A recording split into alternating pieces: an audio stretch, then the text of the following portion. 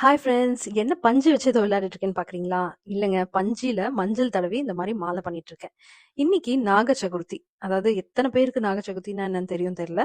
கர்நாடகா, ஆந்திர பிரதேஷ்லலாம் ரொம்ப ஃபேமஸ். இது வந்து தீபாவளி நோன்புல இருந்து 5வது நாள் தான் இந்த நாக சதுர்த்தி வரும்.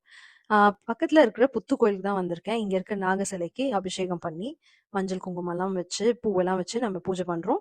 இவங்களுக்கு படையலா வந்து என்ன எடுத்துட்டு வந்திருக்கோம்னா, அரிசி, அப்புறம் கருப்பு எள்ளு, இந்த சோளம் எல்லாத்தையும் ஊற வச்சு, அதுதான் இவங்களுக்கு படையலா எடுத்துட்டு வந்திருக்கோம்.